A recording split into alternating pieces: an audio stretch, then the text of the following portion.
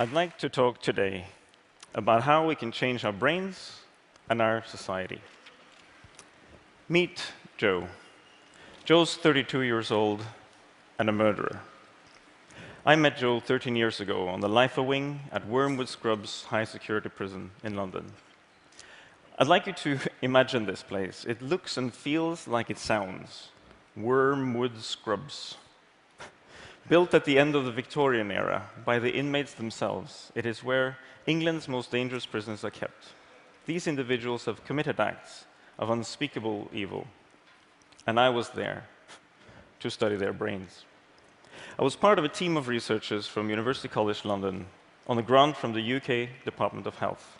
My task was to study a group of inmates who had been clinically diagnosed as psychopaths. That meant they were the most callous and the most aggressive of the entire prison population. What lay at the root of their behavior? Was there a neurological cause for their condition? And if there was a neurological cause, could we find a cure? So I'd like to speak about change, and especially about emotional change. Growing up, I was always intrigued by how people change. My mother, a clinical psychotherapist, would occasionally see patients at home in the evening. She would shut the door to the living room, and I imagined magical things happened in that room. At the age of 5 or 6, I would creep up in my pajamas and sit outside with my ear glued to the door. On more than one occasion, I fell asleep, and they had to push me out of the way at the end of the session. And I suppose that's how I found myself walking into the secure interview room on my first day at Wormwood Scrubs. Joe sat across a steel table and greeted me with this blank expression.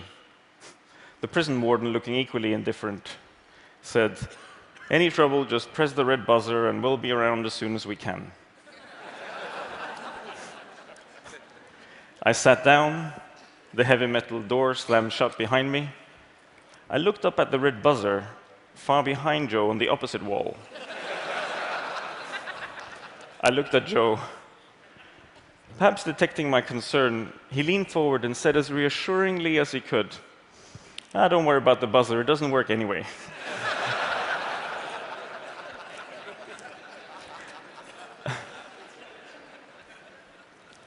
Over the subsequent months, we tested Joe and his fellow inmates,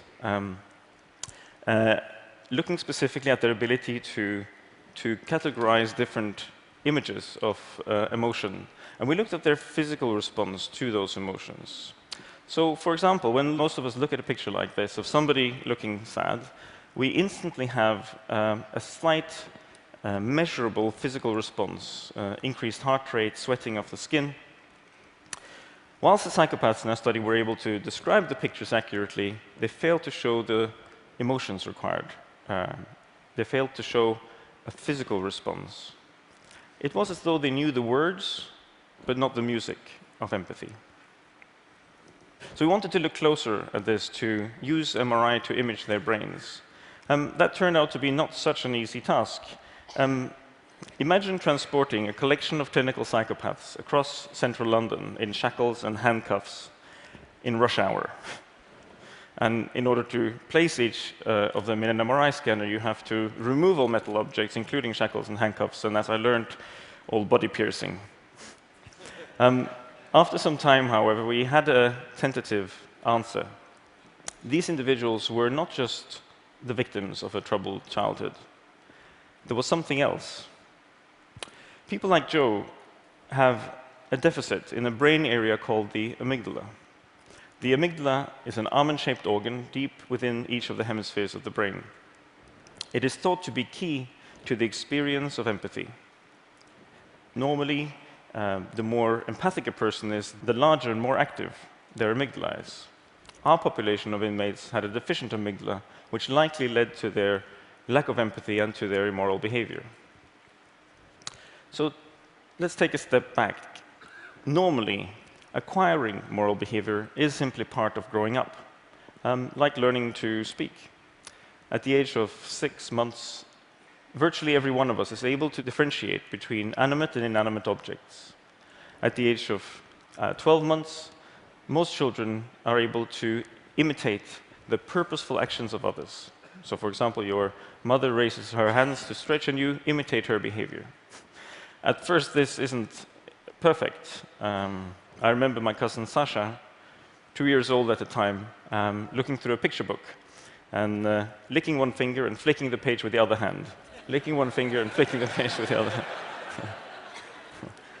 Bit by bit, we build the foundations of the social brain so that by the time we're 3, 4 years old, most children, not all, have acquired the ability to understand the intentions of others, another prerequisite for empathy.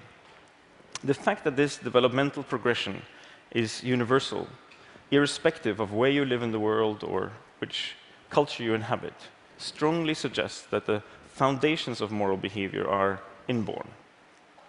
If you doubt this, try, as I've done, to renege on a promise you've made to a 4-year-old. You will find that the mind of a 4-year-old is not naive in the slightest. It is more akin to a Swiss Army knife, with fixed mental modules finely honed during development and a sharp sense of fairness. The early years are crucial. There seems to be a window of opportunity, after which mastering moral questions becomes more difficult, like adults learning a foreign language.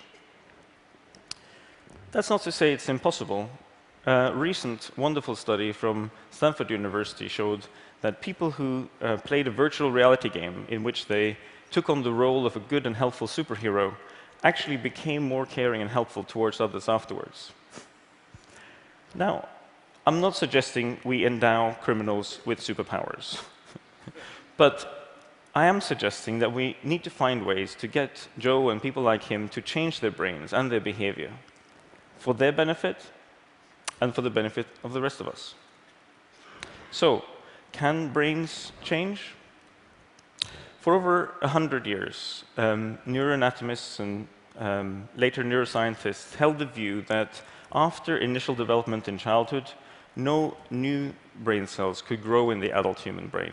The brain could only change within certain set limits. That was the dogma. But then in the 1990s, studies started showing, following the lead of Elizabeth Gold at Princeton and others, studies started showing the evidence of neurogenesis, the birth of new brain cells in the adult mammalian brain. First in the olfactory bulb, responsible for our sense of smell, then in the hippocampus, involved in short-term memory, and finally in the amygdala itself. In order to understand how this process works, I left the psychopaths and joined a lab in Oxford, specializing in learning and development. Instead of psychopaths, I studied mice because the same pattern of brain responses appears across many different species of social animals. So, if you rear a mouse in a standard cage, shoebox, essentially, with cotton wool, alone and without much stimulation, not only does it not thrive, but will often develop strange, repetitive behaviors. This naturally sociable animal will lose its ability to bond with other mice, even becoming aggressive when introduced to them. However, mice reared in what we called an enriched environment, a larger habitation with other mice, with wheels and ladders and areas to explore, demonstrate neurogenesis, the birth of new brain cells.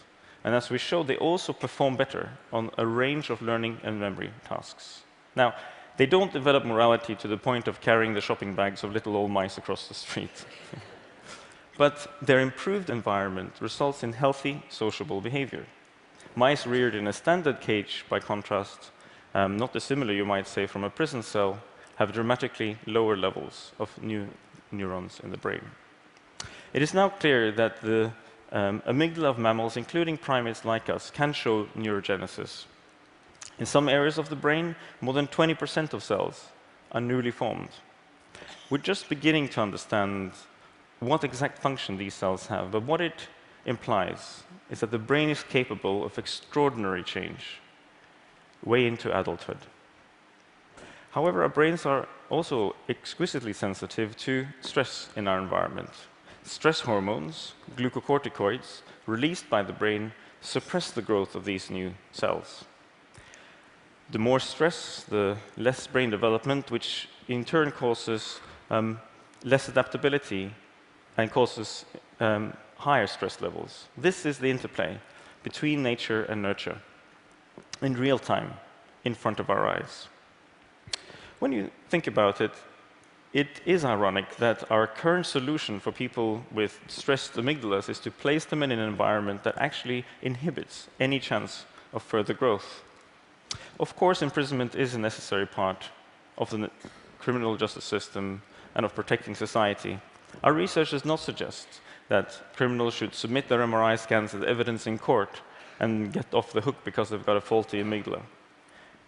The evidence is actually the other way. Because our brains are capable of change, we need to take responsibility for our actions, and they need to take responsibility for their rehabilitation. One way such rehabilitation might work is through restorative justice programs. Here, victims, if they choose to participate, and perpetrators meet face-to-face in safe, structured encounters. The perpetrator is encouraged to take responsibility for their actions, and the victim plays an active role in the process. In such a setting, the perpetrator can see, perhaps for the first time, the victim as a real person with thoughts and feelings and a genuine emotional response. This stimulates the amygdala and may be a more effective rehabilitative practice than simple incarceration. Such programs won't work for everyone, but for many, it could be a way to break the frozen sea within. So what can we do now? How can we apply this knowledge? I'd like to leave you with 3 lessons that I learned. The first thing I learned was that we need to change our mindset. Since Wormwood Scrubs was built 130 years ago, society has advanced in virtually every aspect, in the way we run our schools, our hospitals. Yet the moment we speak about prisons, it's as though we're back in Dickensian times, if not medieval times. For too long, I believe, we've allowed ourselves to be persuaded of the false notion that human nature cannot change. And as a society, it's costing us dearly. We know that the brain is capable of extraordinary change. And the best way to achieve that, even in adults, is to change and modulate our environment. The second thing I've learned is that we need to create an alliance of people who believe that science is integral to bringing about social change. It's easy enough for a neuroscientist to place a high-security inmate in an MRI scanner. Well, actually, that turns out not to be so easy. But ultimately, what we want to show is whether we're able to reduce the reoffending rates. In order to answer complex questions like that, we need people of different backgrounds, lab-based scientists and clinicians, social workers and policymakers, philanthropists and human rights activists to work together. Finally, I believe we need to change our own amygdalas, because this issue goes to the heart, not just of who Joe is, but who we are. We need to change our view of Joe as someone wholly irredeemable. Because if we see Joe as wholly irredeemable, how is he going to see himself as any different? In another decade, Joe will be released from Wormwood Scrubs. Will he be among the 70% of inmates who end up reoffending and returning to the prison system? Wouldn't it be better if, while serving his sentence, Joe was able to train his amygdala, which would stimulate the growth of new brain cells and connection, so that he'll be able to face the world once he gets released? Surely that would be in the interest of all of us.